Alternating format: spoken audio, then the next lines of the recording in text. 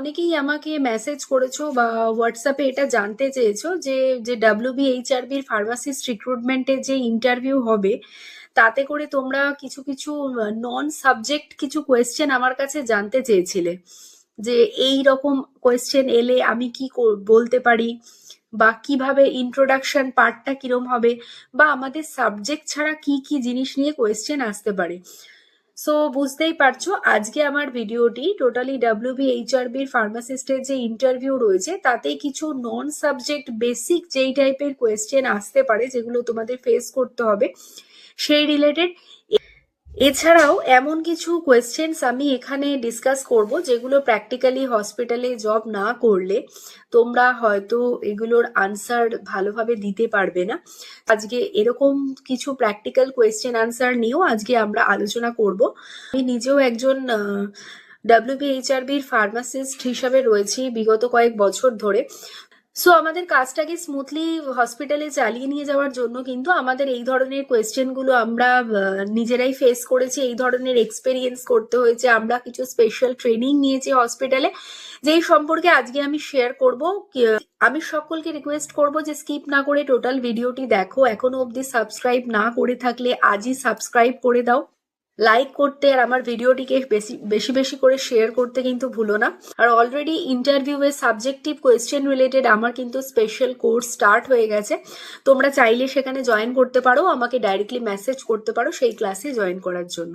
দেখো তোমরা অনেকেই কিন্তু ভালো কোনো পজিশনের প্রাইভেট জব ছেড়ে WBHRBর ইন্টারভিউ WBHRBর এই এক্সাম দিয়েছো, তাদের যদি সিবিটি ক্লিয়ার হয়ে যায় সেক্ষেত্রে কিন্তু অনেক ক্ষেত্রেই এক্সামিনাররা কোয়েশ্চেন করে থাকেন যে কেন তোমরা এত ভালো প্রাইভেট জব ছেড়ে WBHRBর জবটা জয়েন করতে চাও।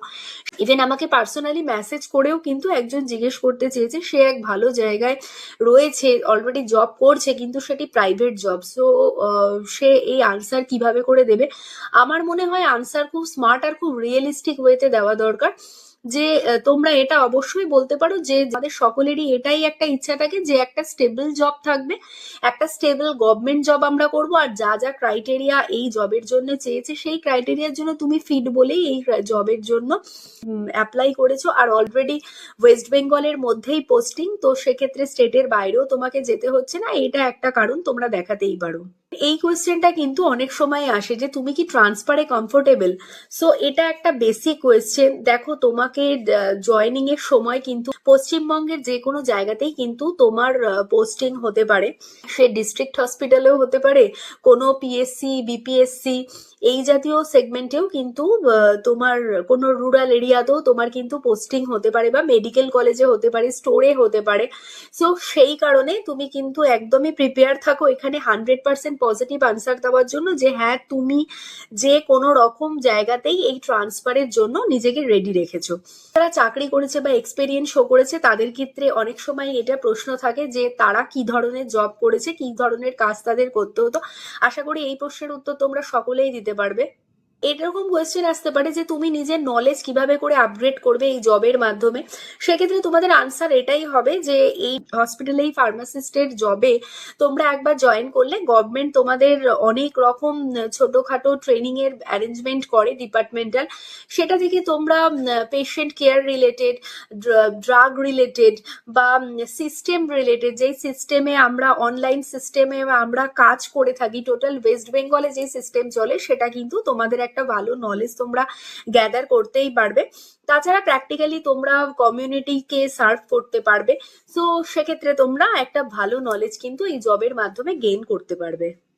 যেহেতু আমাদের পোস্টিং ডিস্ট্রিক্ট হসপিটালে হতে পারে, রুরাল হসপিটালে হতে পারে, যে কোনো মেডিকেল কলেজে হতে পারে, BPSC PSC তে হতে পারে। সো আমাদের কিন্তু এই সেন্টারগুলো সম্পর্কে একটু ভালো করে জানতে হবে যে BPSC কাকে বলে, PSC কাকে বলে। প্রাইমারি হেলথ কেয়ার সেন্টার যেগুলো সেগুলোকে PSC বলছি, BPSC হলো ব্লকে যে হেলথ কেয়ার সার্ভিস বা সিস্টেম থাকে সেটাকে বলা হচ্ছে, ডিস্ট্রিক্টে যেটা রয়েছে সেটা ডিস্ট্রিক্ট হসপিটাল, রুরাল এরিয়াতে যেটা রয়েছে সেটা হলো রুরাল হসপিটাল। এইরকম ভাবে করে কিন্তু ক্যাটাগরাইজেশন করা হচ্ছে, এগুলো তোমাদের একটু জেনে যাওয়াটা বেটার।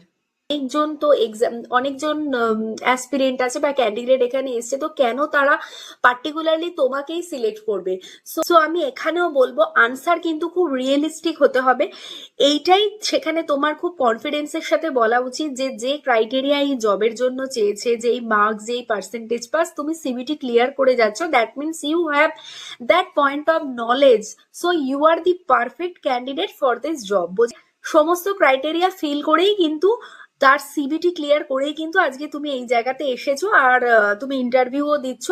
তুমি পারফেক্ট ক্যান্ডিডেট এই কারণের জন্যই যাতে তুমি সব ক্রাইটেরিয়া গুলো ম্যাচ করেছো বলে তোমার মনে হয়। তো সেই কারণে তুমি তো সেই কারণের জন্যই তুমি মনে করো তুমিই perfect candidate.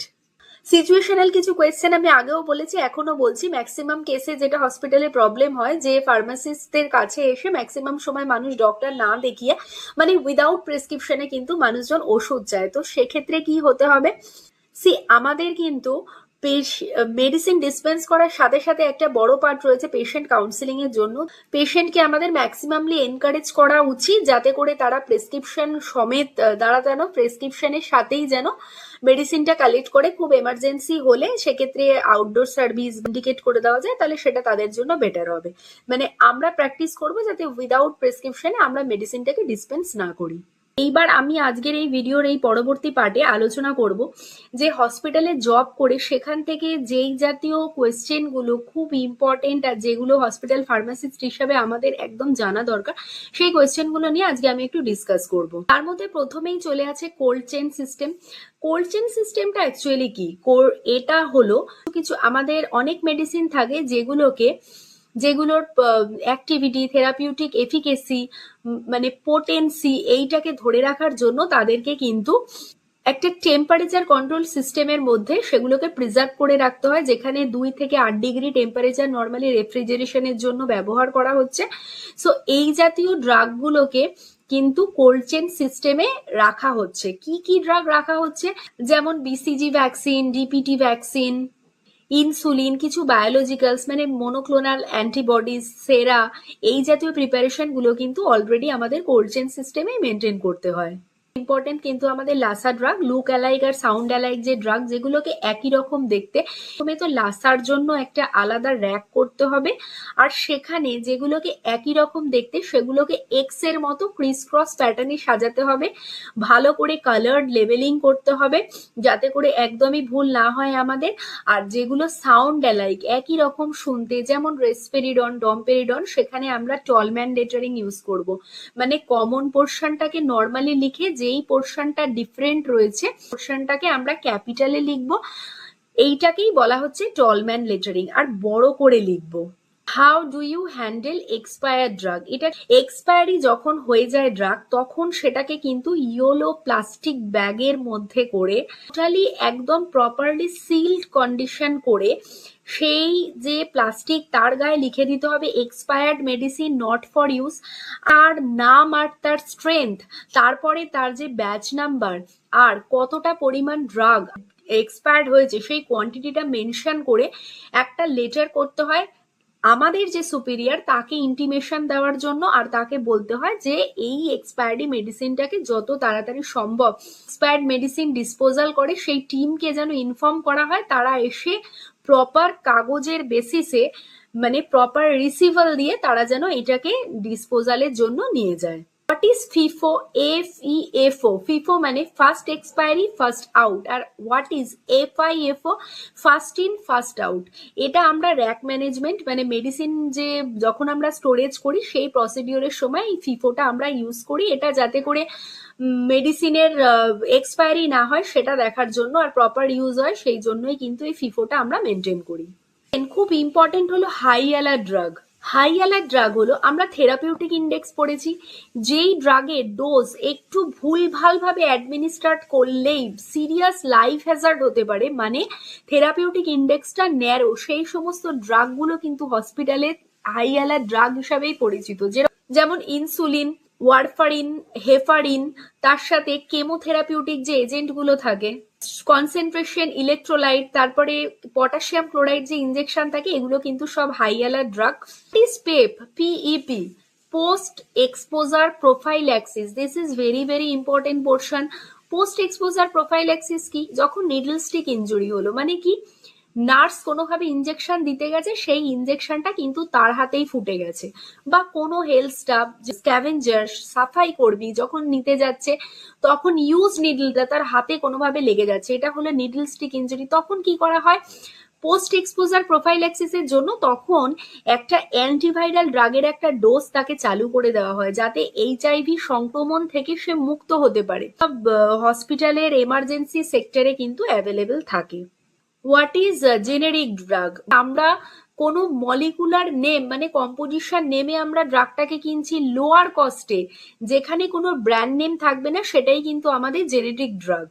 Step of proper dispensing, ফার্স্টে রিসিভিং অফ প্রেসক্রিপশন নিলাম, চেকিং অফ প্রেসক্রিপশন, সেটাতে পেশেন্টের ডিপার্টমেন্ট, এজ, সেক্স, তার সাথে রিলেট করে পেশেন্টের যে ডোজ রয়েছে, ডক্টর কি কি মেডিসিন লিখেছেন, সমস্ত কিছুই পড়বে।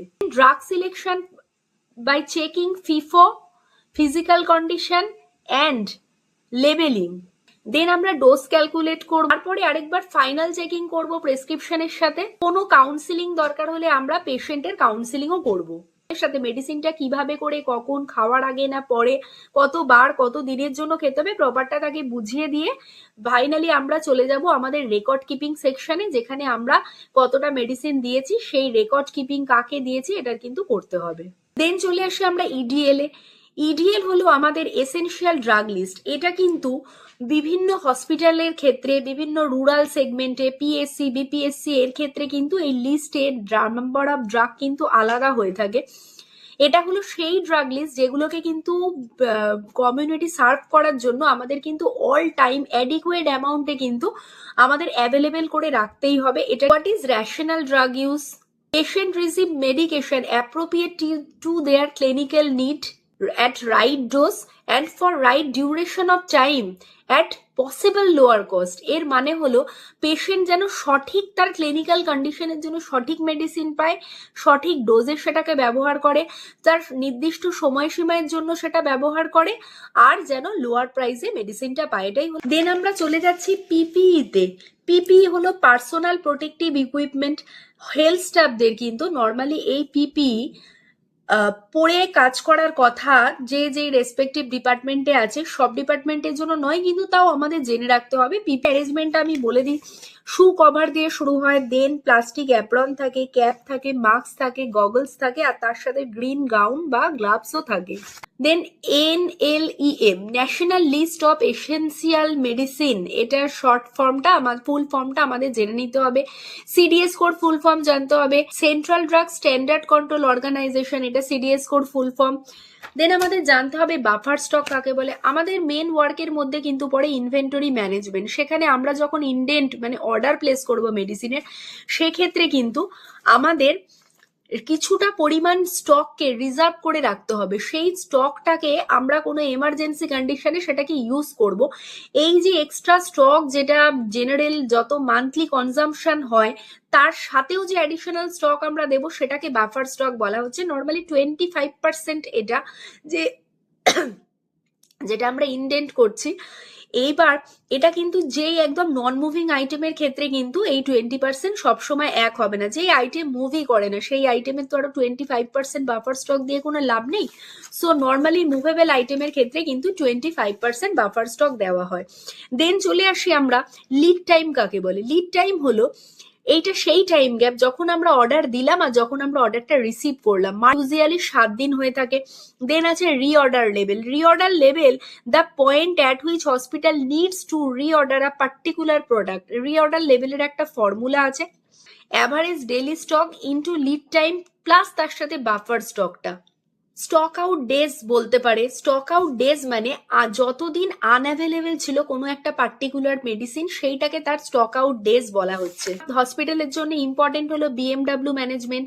আশা করি আজকের ভিডিও তোমাদের জন্য হেল্পফুল হয়েছে অনেক। হয়তো এই পোর্শনগুলো তোমাদের জানা ছিল না, এগুলো জেনে রাখো। নিজেদের আগামী দিনে যখন তোমরা হসপিটাল ফার্মাসিস্ট হিসাবে জয়েন করার ইন্টারভিউ দেবে বা ইভেন জয়েন করে যাবে, তখনও কিন্তু এই পোর্শনগুলো তোমাদের জন্য ভীষণ এসেনশিয়াল হসপিটালে জব জব করার জন্য। আমার পরবর্তী ভিডিওতে আমি এরকমই কিছু practical work experience related question answer session নিয়ে আসবো, তার সাথে কিছু সেট আপ কোয়েশ্চেন নিয়েও আলোচনা করব, যেগুলো তোমাদের ভাইভাতে আসার চান্সেস থাকলেও থাকতে পারে, সব সাবজেক্ট রিলেটেড কোয়েশ্চেন্স।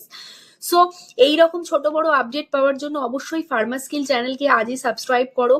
আমার ভিডিওগুলোতে লাইক করতে ভুলো না, শেয়ার করতে ভুলো না। আর ক্লাসে জয়েন করার জন্য অবশ্যই আমাকে মেসেজ করতে পারো, আমাকে হোয়াটসঅ্যাপ করতে পারো।